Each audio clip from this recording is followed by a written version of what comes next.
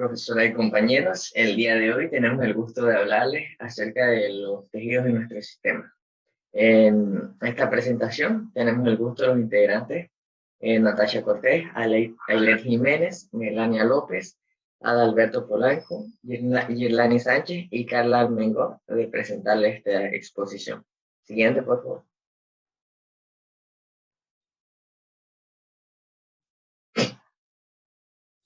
Introducción. Los tejidos están formados por la agrupación de células relacionadas entre sí. Las células de un tejido realmente no son idénticas, pero trabajan juntas para cumplir funciones específicas. Cuando se analiza en un microscopio una muestra de tejido, biopsia, se puede observar diversos tipos de células. Aunque el interés del médico se centra en un tipo específico, cada órgano tiene una estructura reconocible y es capaz de desarrollar funciones selectivas en el organismo.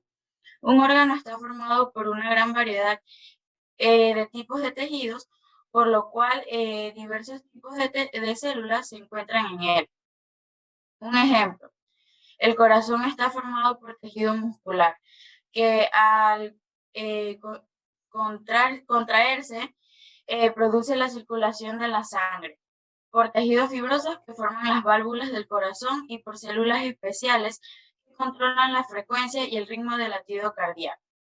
El ojo posee células musculares que abren y cierran a la pupila, células claras que constituyen el cristalino y la córnea. Estas células que se encargan de producir el líquido intraocular y células fotosensibles. También las células nerviosas que transmiten cada impulso nervioso al cerebro. Esto solo es algo superficial sobre las características de algunas células y tejidos que encontramos en los diversos órganos de nuestro sistema, por lo que es importante conocer sus especificaciones. Siguiente. El sistema respiratorio está compuesto por dos pulmones, una serie de vías aéreas que conducen el aire hacia los pulmones, desde los pulmones hacia todas las zonas del organismo. Las tres funciones principales del sistema respiratorio son la conducción del aire, la filtración del aire y el intercambio gaseoso. La clasificación del tracto respiratorio. La cavidad nasal y las cavidades nasales son cámaras pares separadas por un tabique óseo y cartilaginoso. Son espacios alargados con una base amplia que se localiza sobre los paladares duros y blandos y un vértice estrecho que apunta hacia la fosa craneal anterior. El esqueleto de las cavidades nasales está formado por huesos y cartílagos. La mayor parte se encuentra dentro del cráneo y a excepción de aquellos de la pequeña región anterior que están encerrados dentro de la nariz. Cada cavidad se comunica por delante con el exterior a través de las narinas, que son las fosas nasales, y por detrás en la nasofaringe a través de las cuanas y lateralmente con los senos paranasales y el conducto nasolacrimal, que drena las lágrimas del ojo dentro de la cavidad nasal, y las cavidades se dividen en tres regiones. El ventrículo nasal, que es un espacio dilatado de la cavidad nasal justo en el interior de las narinas y está tapizado por la piel. La región respiratoria, que es la parte más extensa y 2/3 partes inferiores de las cavidades nasales, y está tapizada por la mucosa respiratoria. La región olfatoria, que se encuentran en el vértice y la tercera parte superior de cada cavidad nasal, y está tapizada por una cavidad mucosa olfatoria especializada. Nos encontramos con la faringe, y la faringe comunica las cavidades nasales y bucal con la laringe y el esófago, y permite el paso de aire y alimentos y actúa como una cámara de resonancia para la fonación. La faringe está situada por detrás de las cavidades nasales y bucal y se divide regionalmente en la nasofaringe y orofaringe, respectivamente. Las trompas auditivas de Eustaquio comunican la nasofaringe con ambos oídos medios, y en la pared de la nasofaringe hay tejido linfático difuso y nódulos linfáticos. La concentración de los nódulos linfáticos en el límite entre las paredes superior y posterior de la faringe se llama amígdala faríngea. La laringe. La parte de la vía aérea que se encuentra entre la orofaringe y la tráquea es la laringe. Este segmento tubular complejo del sistema respiratorio está formado por las placas irregulares del cartílago hialino y elástico, la epiglotis y la apófisis vocales de los cartílagos aretinoides. Además de servir como un conducto para el paso del aire, la laringe es el órgano de la fonación. Los pliegues vocales también están conocidos como cuerdas vocales y son repliegues de la mucosa que se proyectan dentro de la luz de la laringe. Están orientadas en una dirección antero-posterior y definen los límites laterales de la abertura de la laringe. El orificio glótico y dentro de un pliegue vocal hay un ligero ligamento de sostén y un tejido osteomuscular. Los ligamentos y los músculos intrínsecos de la laringe y unen las placas cartilaginosas y más las contiguas y generan la tensión en los pliegues vocales para abrir y cerrar el glotis. El aire expulsado de los pulmones que pasa a través del glotis es un espacio estrecho que causa la vibración de los pliegues vocales y las vibraciones cambian al modificarse la tensión aplicada en los pliegues vocales y el diámetro del orificio glótico. Esta modificación de las vibraciones produce sonidos de diferentes tonos. Los sonidos generados en la faringe durante el proceso de fonación se modifican en las porciones superiores del sistema respiratorio, nasofaringe, cavidades nasales y senos paranasales. En la cavidad bucal, los polares blandos y el duro, como la lengua, los dientes y labios, etc. En la orofaringe, para producir los sonidos individuales del lenguaje, como vocales y consonantes diferentes. La porción conductora de las fosas nasales es el nasofaringe, laringe, tráquea y los broncos y bronquiolos. Su función es humedece y limpia y calienta el aire inspirado. Los bronquios y bronquiolos, tapiza por el epitelio respiratorio o glándulas y mucosas serosas o red vascular sanguínea desarrollada en la lámina propia o importante del proceso inmunitario. Los linfocitos o células plasmáticas y macrófagos, los nudos linfáticos, las células M y presentadoras de antígeno o la mucosa respiratoria sirve de interfaz entre el medio externo e interno. La porción respiratoria de los bronquiolos respiratorios o ductos alveolares, sacos alveolares y alvéolos. Las fosas nasales tienen tres regiones que son el vestíbulo, porción anterior dilatada, mucosa con epitelio plano estratificado no queratinizado, lámina propia del tejido conectivo denso, y existen estructuras como pelos y glándulas cutáneas en la primera barrera a defender partículas de polvo. El área respiratoria, o la mayor parte de las fosas nasales, son el epitelio cilíndrico pseudoestratificado y ciliado con células calciformes, y recubre la mayor parte de las vías aéreas. La lámina basal y lámina fibrosa con glándulas de tipo mixto, esta la humedece. El epitelio respiratorio son 6 tipos de células y todas con láminas basales, células cilíndricas ciliadas con 300 cilios, células calciformes que secretan el moco rico en polisacáridos, células en escoba que presentan microvellosidades y reserva las células ciliadas y calciformes y células receptoras que son las olfatorias. La región cutánea, el epitelio plano estratificado queratinizado y el epitelio no queratinizado, el epitelio cilíndrico pseudoestratificado y la lámina propia submucosa o TCL, que son los leucocitos. La región respiratoria, el epitelio cilíndrico pseudoestratificado ciliado, la lámina propia submucosa, vascularizado y estrato cavernoso. La región olfatoria, que sería el epitelio cilíndrico pseudoestratificado, células de sostén olfatorias, neurosensoriales, basales y a continuación sería la región cutánea. Hablemos ahora acerca del tracto respiratorio inferior. Dentro de lo que podemos hablar acerca de él, tenemos a la tráquea, que la tráquea está histológicamente compuesta por 4 capas: la mucosa, la submucosa, la capa cartilaginosa y la adventicia. La mucosa está formada por un epitelio pseudoestratificado. Además de esto, de ser ciliado, posee tres tipos de células principales.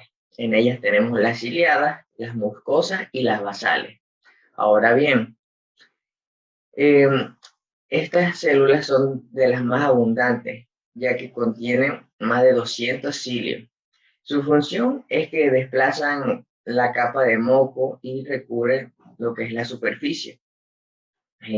Y cualquier partícula que pueda encontrarse en la capa para mantener limpio el sistema respiratorio y todas las vías que se encuentran en él.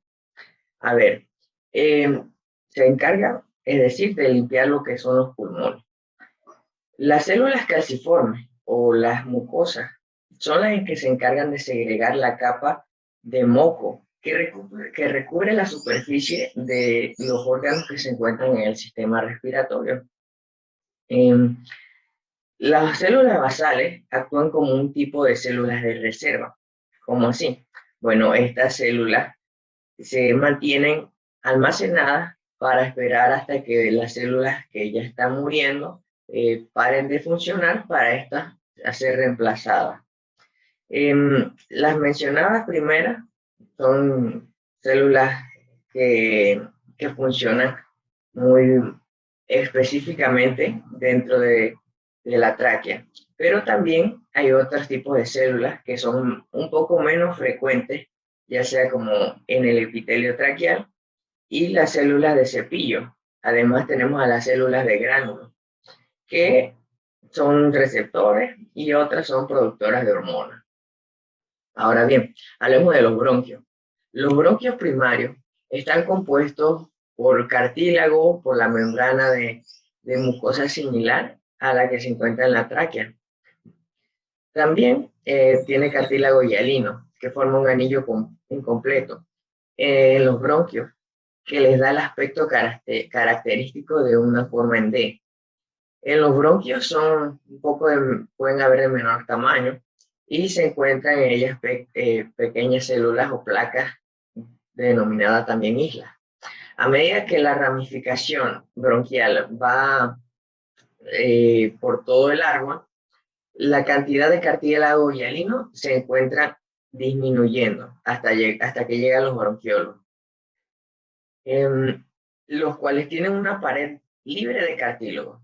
La cantidad de músculo liso que se puede encontrar en ella va aumentando a medida que disminuye la cantidad de cartílago en él. Además, está presente continuamente alrededor de todos los bronquios. La membrana mucosa, como se ha mencionado, contiene epitelio pseudoestratificado y el epitelio cúbico simple, para que éste se fusione y termine con un escamoso simple. La estructura histológica de los bronquios es similar a la de la tráquea. El epitelio es menos alto y tiene menos células calciformes. La lámina propia tiene una gran cantidad de fibras elásticas en su zona más superficial. La lámina propia está separada de la submucosa por una capa de músculo liso. Y la capa submucosa tiene pocas glándulas seromucosas.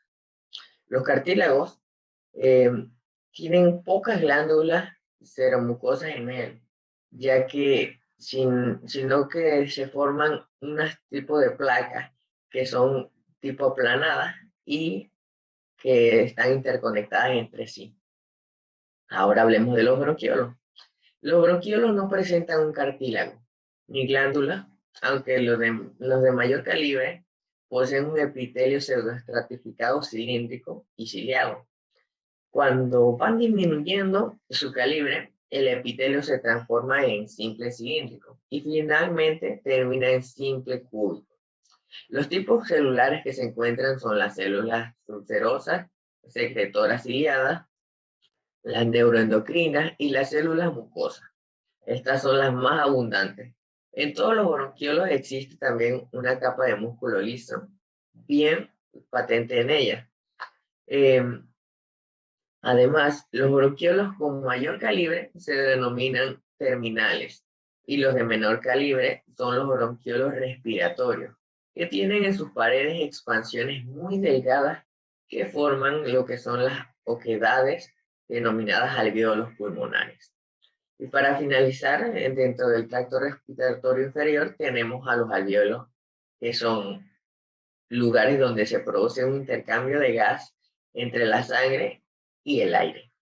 Son unas cavidades revestidas de epitelio simple y además de plano, y van aumentando enormemente hacia la superficie de contacto que hay con el aire. El epitelio alveolar es el que contiene a los neumocitos 1, escamosos, y 2, cuboidales. En los alvéolos, cierta subpoblación de neumocitos son los que se encargan de regenerar tanto como los neumocitos tipo 1 y los neumocitos tipo 2. Los neumocitos tipo 2 de los alvéolos pulmonares liberan una cantidad de sustancia que, que es surfactante y previene el colapso de los alvéolos que están en la zona respiratoria. Esta sustancia es grandemente lipídica con algunas proteínas. Cada alvéolo se encuentra rodeado por un entramado capilar, de modo que la distancia que hay entre los glóbulos rojos y el aire es muy escasa. Esto favorece el intercambio de gases. En los humanos, se estima que hay entre 150 y 250 millones de alvéolos. Muchas veces, varios alvéolos forman conductos alveolares. Estos son expansiones de los bronquiolos respiratorios que están constituidos por numerosos tipos de alvéolos. Ok. Ajá. Dentro de las ilustraciones que podemos ver, tenemos lo que sería la ilustración 1, la mucosa olfatoria de la cavidad nasal. En la ilustración número 2 tenemos a la laringe. Y en la número 3 tenemos a la tráquea del ser humano y todas las capas, las 4 capas que se han mencionado y algunos tipos de células dentro de ella.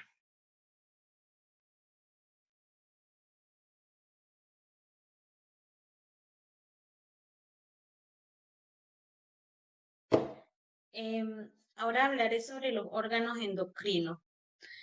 El sistema endocrino produce varias secreciones denominadas hormonas y sustancias hormonalmente activas que ingresan en el sistema circulatorio para su transporte hacia las células dianas. Las hormonas y las sustancias hormonalmente activas están divididas en 3 compuestos: los péptidos, la insulina, los esteroides. Y los esteroides adrenocorticales, los análogos aminoácidos y del ácido araquidónico. Los órganos endocrinos los podemos clasificar según los órganos dianos. Primero tenemos la hipófisis. La hipófisis está compuesta por 2 partes: el lóbulo anterior, que consiste en tejidos epiteliales glandulares, y el lóbulo posterior o neurohipófisis, que está formado por tejido nervioso secretor que se desarrolla a partir del neuroectodermo. El lóbulo anterior de la hipófisis está compuesta por 3 porciones: la porción distal, la porción intermedia y la porción dorsal, que rodea el infundíbulo. El sistema porta hipotálamo hipofisiario irriga la hipófisis y actúa como enlace en el hipotálamo y la hipófisis. Luego tenemos la glándula pineal. La glándula pineal es una glándula neuroendocrina que se desarrolla a partir del neuroectodermo y permanece unido al cerebro. Dado que posee conexiones con el ojo mediante el tracto retino-hipotalámico, es un regulador importante del ritmo circadiano. La glándula pineal contiene 2 tipos de células parenquimatosas, los pinalocitos, que secretan melatonina, y las células intersticiales de sostén. Estas también poseen secreciones calcificadas, características denominadas por acertábulos o arenillas cerebrales. Seguidamente tenemos las glándulas tiroides. Las glándulas tiroides están localizadas en el cuello y se desarrolla a partir del revestimiento. Siguiente imagen, por favor. Las glándulas tiroides se desarrollan a partir del revestimiento. Está compuesta principalmente por folículos tiroideo, lo que en general están formados por un epitelio folicular simple cúbico. La luz de los folículos está llena con una masa gelatinosa denominada coloide, que contiene tiroglobulina, una forma inactiva de almacenamiento de hormonas tiroideas. El epitelio folicular contiene dos tipos de células. Están las células foliculares que producen las hormonas tiroideas T4 y T3 y están las células parafoliculares que producen calcitonina. También tenemos el hipotálamo. El hipotálamo coordina todas las acciones del sistema endocrino y nervioso en la región del encéfalo, formado por cúmulos de neuronas que segregan hormonas. Estas hormonas actúan como factores liberadores o inhibidores de las hormonas segregadas por la hipófisis anterior y estas son transportadas hasta la hipófisis por dos vías. Una vía es mediante un sistema especializado de vasos sanguíneos, lo que se encarga de transportar las hormonas hipotalámicas para que actúen localmente sobre las células neuroendocrinas, y el otro es desde el hipotálamo, salen axones que forman el tallo hipofisiario que termina en la hipófisis posterior. También tenemos las glándulas paratiroides. Las glándulas paratiroides se localizan en la superficie posterior de la glándula tiroides. Se desarrollan a partir de la tercera y la cuarta bolsa faríngea. Las glándulas paratiroides consisten en dos tipos principales de células.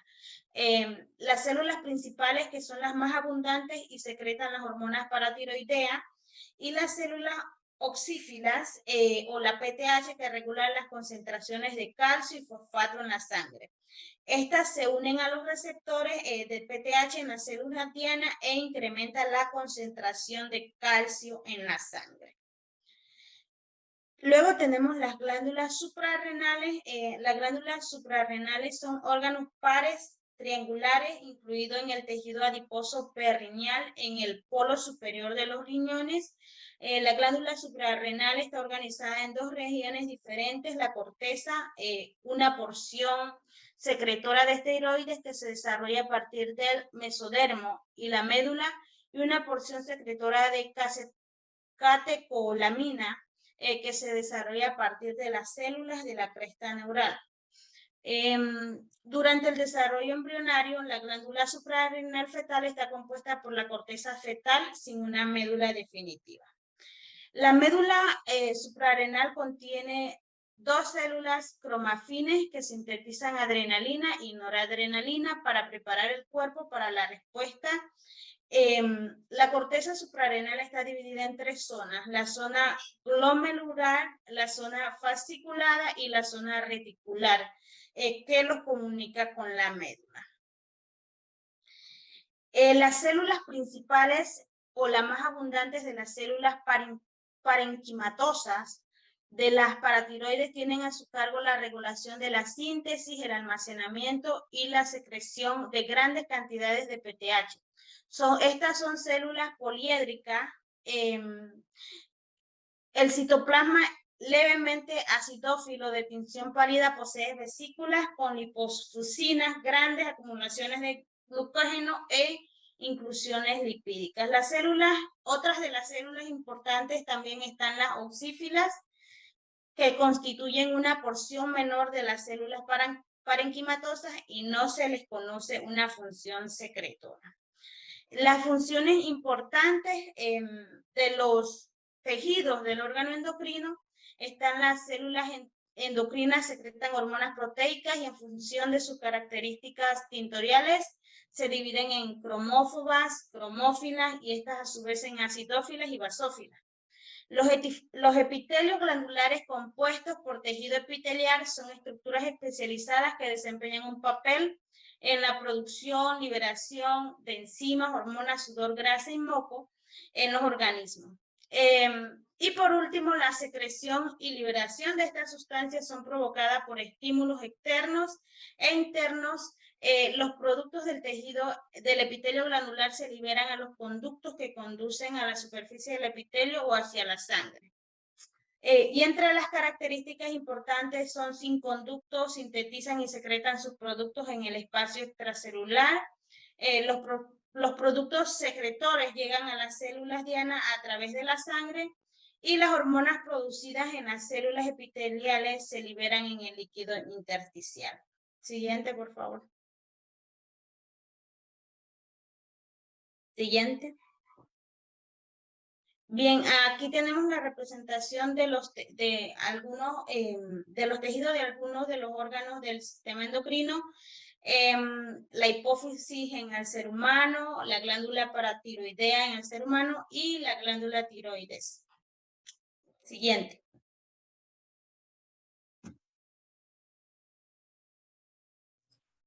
Sistema genital masculino. Generalidades. El sistema genital masculino está formado por los testículos, las venas espermáticas, las glándulas sexuales accesorias, los genitales externos, estos lo comprenden lo que es el pene y el escroto. Las glándulas sexuales accesorias comprenden lo que son las vesículas seminales, la próstata, las glándulas vulvuretrales. Las dos funciones primarias del testículo son la espermatogénesis, que esta es la producción de espermatozoides, denominada también gameto masculino, y la estereogénesis, que es la síntesis de andrógenos, también denominados hormonas sexuales. Los andrógenos, sobre todo lo que es la testosterona, son importantes y son indispensables para la espermatogénesis, pues cumplen una función importante dentro del desarrollo del embrión X y para que el feto adquiera el fenotipo masculino, y son la causa del dimorfismo sexual, esto es la característica física y psicológica masculina. Los fenómenos que realizan la división celular durante la producción de gametos masculinos, al igual que los femeninos, comprenden dos procesos. Aquí la división normal, que es la mitosis, y la división reproductora, que es la meiosis. Siguiente. Dentro de la clasificación del sistema genital masculino se encuentra el testículo, que es el desarrollo del sistema genital, se produce a merced de una cascada de activaciones genéticas que se inicia en respuesta a la presencia del cromosoma y la activación del gen SRY en la región determinante del sexo en el cromosoma y da origen a la producción del factor determinante testicular que activa varios genes necesarios para el desarrollo de los órganos sexuales masculinos. La secreción hormonal del testículo en desarrollo permite el crecimiento y la diferenciación de los órganos reproductores masculinos. Bajo la influencia de la testosterona y el factor inhibidor, los testículos se desarrollan desde gónadas indiferentes hasta órganos completamente desarrollados que descienden en el escroto al final del desarrollo genital. Las células de Leydig intersticiales producen testosterona y otras hormonas, por ejemplo los andrógenos, proteína 3 similar a la insulina, que guían el desarrollo y el descenso del testículo. Los túbulos semíferos consisten en un epitelio semífero que contienen las células de Sertoli y las células espermatogéneas. Las paredes de los túbulos están formadas por tejido conjuntivo que contiene células mioides, contráctiles peritubulares. La espermatogénesis es el proceso por el cual los espermatogonios se transforman en espermatozoides. Comienzan antes de la pubertad y continúan a lo largo de toda la vida. La espermatogénesis ocurre en los tubos semíferos, en los dos compartimentos establecidos por las células de Sertoli, un compartimento basal que contiene células diploides y un compartimento abdominal que contiene células haploides. Estos compartimentos están separados por complejos de unión de la célula de Sertoli, que representa el sitio de la barrera hematotesticular. La espermatogénesis humana dura aproximadamente 74 días y se divide en tres fases. En la fase espermatogónica, los espermatogonios, células madres, se dividen por mitosis para reemplazarse a sí mismos y dar lugar a una población de células predestinadas que finalmente dan origen a los espermatocitos primarios. Las vías espermáticas se desarrollan desde el conducto mesonfrénico y los túbulos mesonéfricos. Los conductillos deferentes conectan a la red testicular con el conducto del epidimo, que forma la cabeza, el cuerpo y la cola del epidídimo. Los espermatozoides adquieren movilidad, experimentan la maduración y son almacenados en el epidídimo antes de la eyaculación.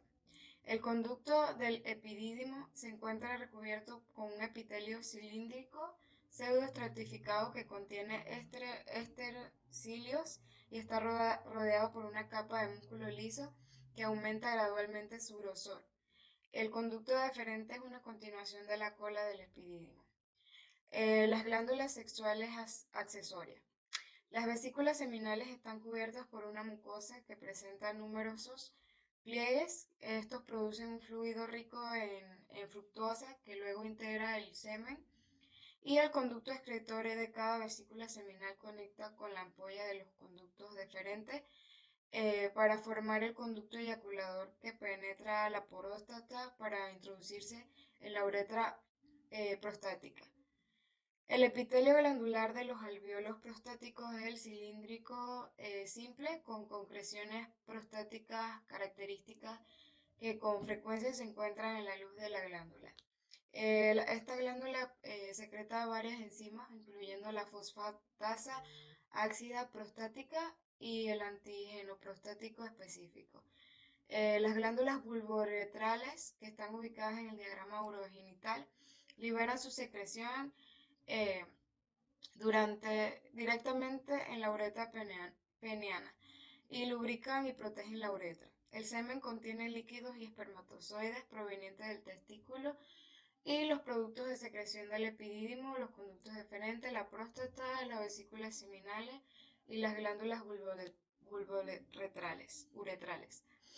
El pene está formado por tres tejidos eréctiles, dos cuerpos cavernosos en el dorso del pene y el cuerpo esponjoso que contiene la porción esponjosa de la uretra.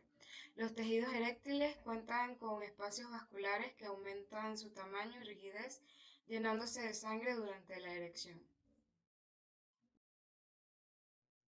Células. La anterior. Las células intersticiales de Leydig que producen testosterona para estimular lo que es el desarrollo del primordio indiferente de un testículo. Además, la testosterona causa la proliferación y la diferenciación de los conductos mesonéfricos de Wolff, lo que se derivan de las vías espermáticas. También en esta etapa inicial, las células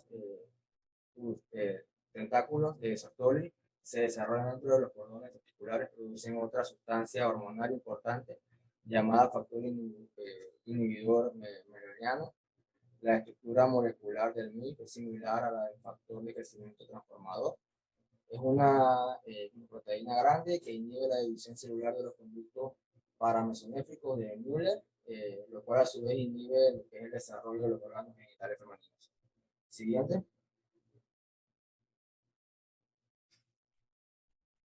Siguiente. Función del tejido. La porción prostática está cubierta por el epitelio transicional, en tanto las porciones membranosas y esponjosas lo están por el epitelio cilíndrico de pseudoestratificación o estratificado. La uretra esponjosa con frecuencia presenta regiones de epitelio plano estratificado, también en células caliciformes y glándulas intraepiteliales. Características. El sistema reproductor del género masculino comparte con el femenino la función principal de dar lugar a un nuevo ser, pero sus partes y sus funciones son diferentes de las de ella. La célula reproductora masculina es el espermatozoide, que tras relaciones sexuales fecunda un óvulo para así producir un cigoto o un huevo, que se convertirá posteriormente en un embrión y luego un feto, y fuera del óvulo pues en un bebé. Siguiente.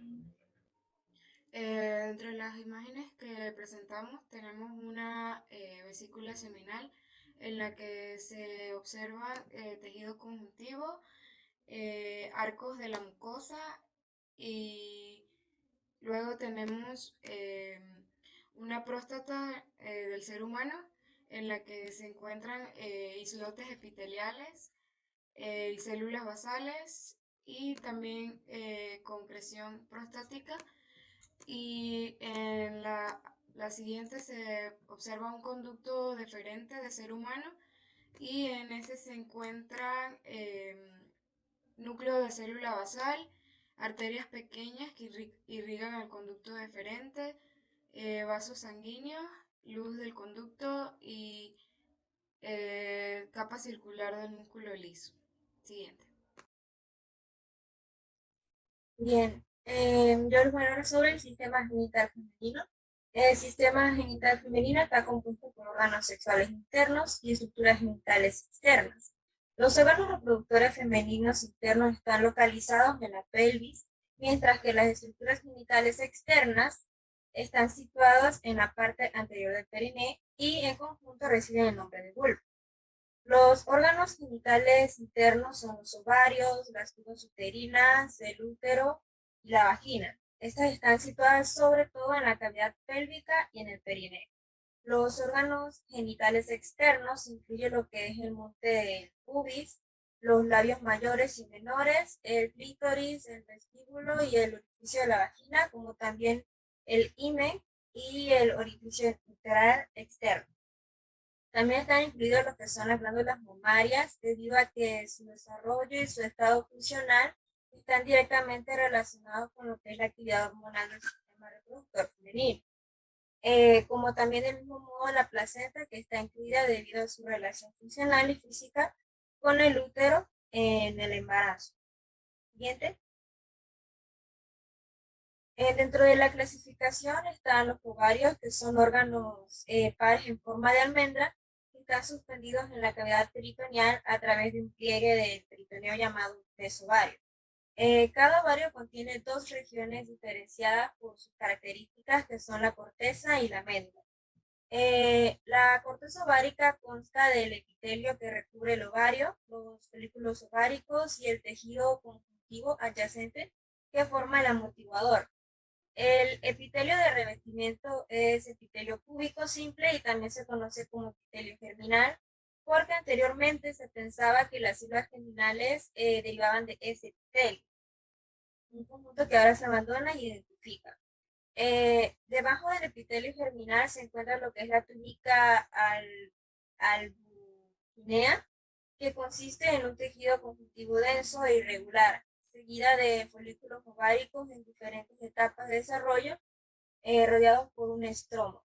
Y el folículo corresponde al óvulo, así como también las células circundantes. Están también las tubas uterinas, que son estructuras bilaterales pares que conectan el útero con los ovarios. Cada trompa uterina posee 4 segmentos. El infundíbulo, que es un extremo con forma de embudo rodeado por fibrillas contiguas al ovario. Está la ampolla, que es un sitio común de la fecundación, el istmo, que es un segmento estrecho contiguo al útero, y la porción intramural, que atraviesa la pared uterina.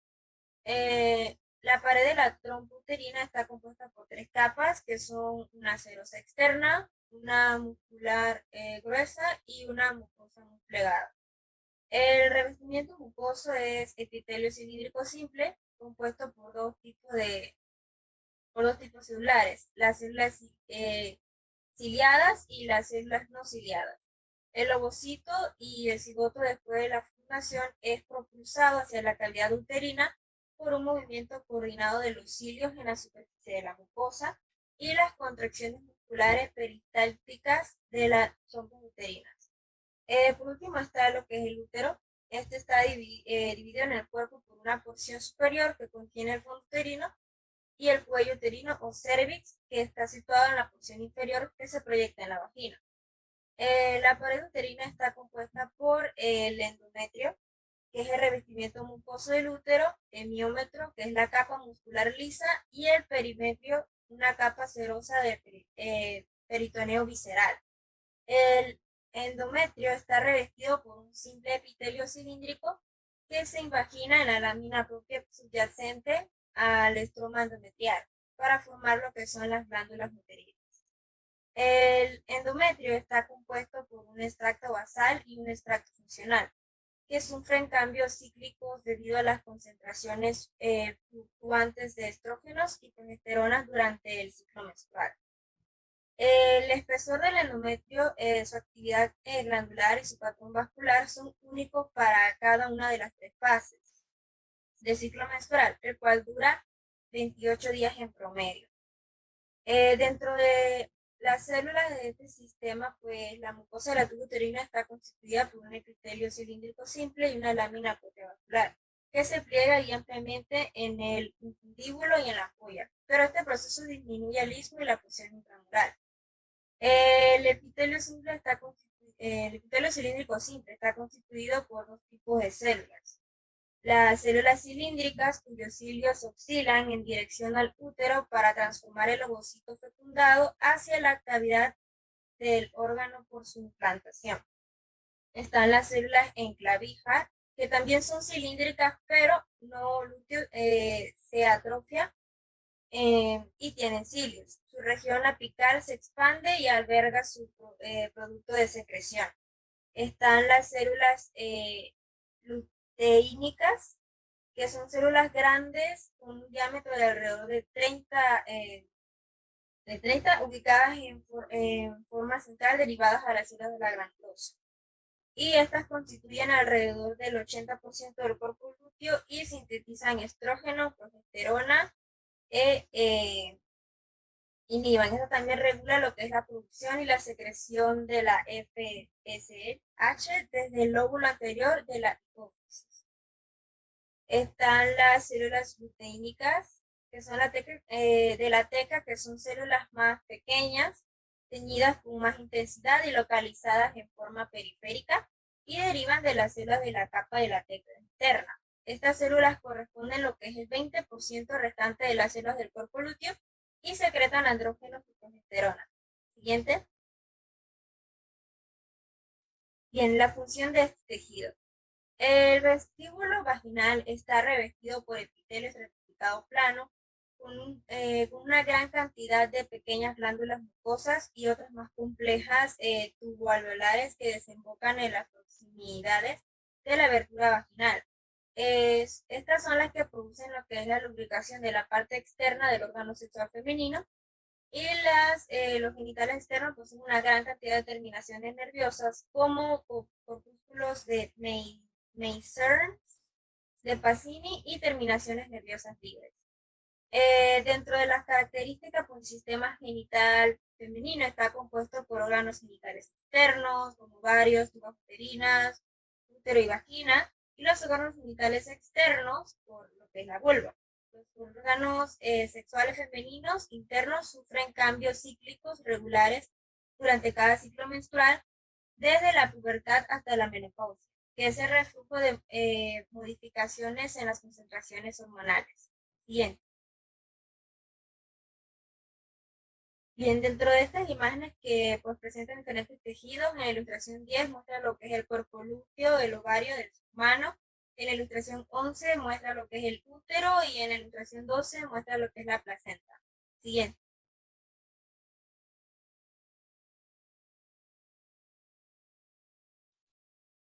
Conclusión.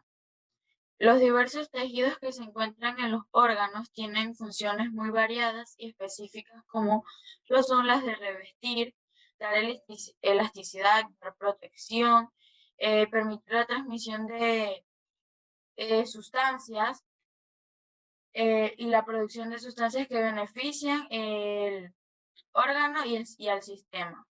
La función de un sistema de órganos depende de la actividad integrada de sus órganos. Por ejemplo, los órganos del sistema digestivo cooperan para procesar alimentos. La supervivencia del organismo depende de la actividad integrada de todos los sistemas de órganos, con frecuencia coordinada por los sistemas endocrinos y nerviosos. Siguiente. Muchas gracias.